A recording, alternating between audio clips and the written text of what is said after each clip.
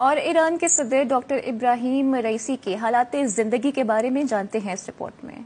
آیت اللہ ڈاکٹر سید Ebrahim Raisi 14 دسمبر 1960 کو مشہد کے نوگن ضلع میں پیدا ہوئے۔ آپ کے والد سید رئیس الساداتی معروف عالم دین تھے اور ان کا انتقال اس وقت ہوا جب ابراہیم رئیسی کی عمر صرف 5 برس کی تھی۔ آپ نے دینی تعلیم حوزہ علمیہ قم ایران سے حاصل کی۔ ابراہیم رئیسی نے آیت اللہ ہاشمی شہرودی اور ایران کے سپریم لیڈر آیت اللہ خامنائی کے زیر سایہ اپنی علمی استعداد کو تکمیل تک پہنچایا۔ انہوں نے شہید مطہری یونیورسٹی سے قانون میں ڈاکٹریٹ کی ڈگری بھی حاصل کی۔ آپ نے بطور صدر اقوام متحدہ میں قرآن پاک اٹھا کر تقریر کی اور آزادی اظہار کے نام پر مسلمانوں کے جذبات مجروح کرنے کی مذمت کی۔ اس اقدام کے بعد انہیں محافظ قرآن کا لقب دیا گیا۔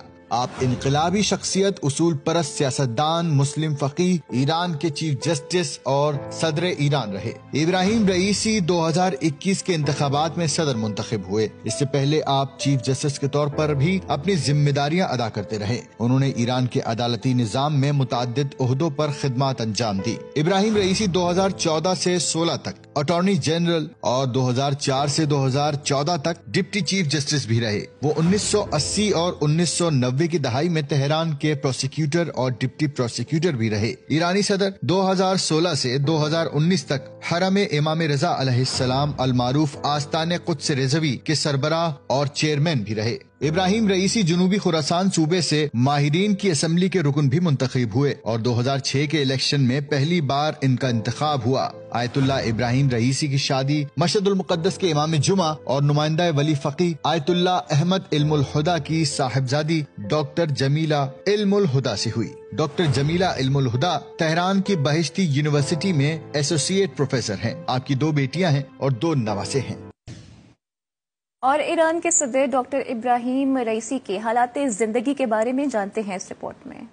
آیت اللہ ڈاکٹر سید ابراہیم رئیسی 14 دسمبر 1960 کو مشہد کے نوگن ضلع میں پیدا ہوئے۔ آپ کے والد سید رئیس الساداتی معروف عالم دین تھے اور ان کا انتقال اس وقت ہوا جب ابراہیم رئیسی کی عمر صرف 5 برس کی تھی۔ آپ نے دینی تعلیم حوزہ علمیہ قم ایران سے حاصل کی۔ ابراہیم رئیسی نے آیت اللہ ہاشمی شہرودی اور ایران کے سپریم لیڈر آیت اللہ خامنائی کے زیر سایہ اپنی علمی استعداد کو تکمیل تک پہنچایا۔ انہوں نے شہید مطہری یونیورسٹی سے قانون میں ڈاکٹریٹ کی ڈگری بھی حاصل کی۔ آپ نے بطور صدر اقوام متحدہ میں قرآن پاک اٹھا کر تقریر کی اور آزادی اظہار کے نام پر مسلمانوں کے جذبات مجروح کرنے کی مذمت کی۔ اس اقدام کے بعد انہیں محافظ قرآن کا لقب دیا گیا۔